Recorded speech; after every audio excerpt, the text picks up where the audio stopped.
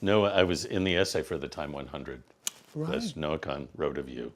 Oh, yeah. His music has become the barometer of my own, and how can I make a song feel like an extension of my soul the way Hozier does? Oh, wow. Which is a pretty nice thing to say about somebody. Yeah, it's an incredible thing to say about somebody, yeah.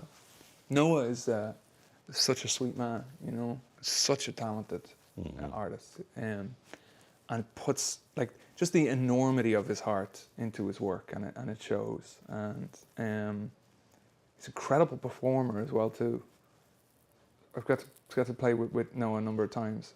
And when I first heard Northern Attitude, I think it was on a plane. Yeah. Northern Attitude. It's like, there's that moment where you're like, can I curse on this? Yes, you can. Okay. Well, now you know I was going to curse, so I'll lose the impact if I curse now. Go ahead. Okay.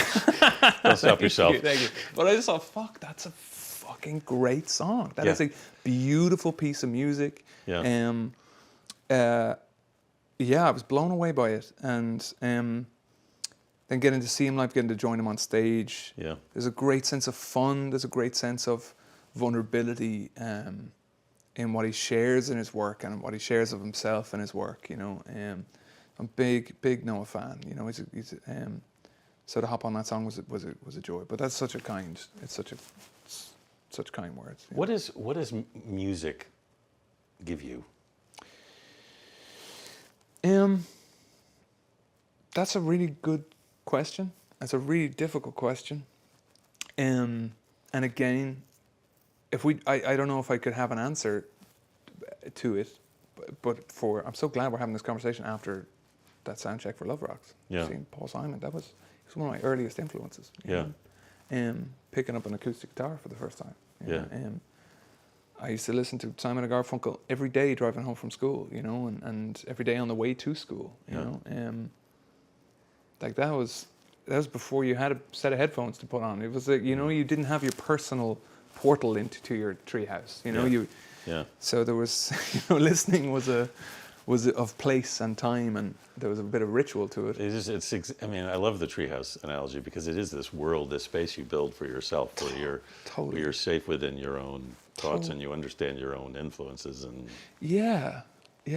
And I think that's so important for kids, you know, to be like, this is, and especially when it's like, my friends don't get this, or maybe my folks don't get this, but this is some way in which I know myself. Yeah.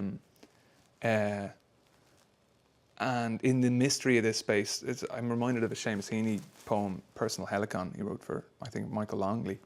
It's about how he goes to wells all the time. As a kid, he's sharing that as a child, the line, they couldn't keep me from wells. He talks about singing down into a well, and it would hand back your name with a clean new music in it, I think is the line he says.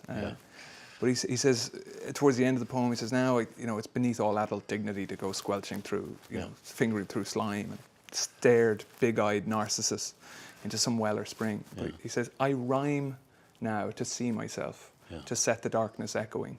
And I think before you have that ability to create something, you're creating yourself in the music you're listening to a little bit as a kid. You're finding yourself in the music that you're listening to, and it's piece by piece. There's things that resonate with you and your identity and your experience, and you're saying, okay, that makes sense to me, and the kind of story of yourself is being told to you bit by bit, and that sort of treehouse is where you're kind of keeping it, and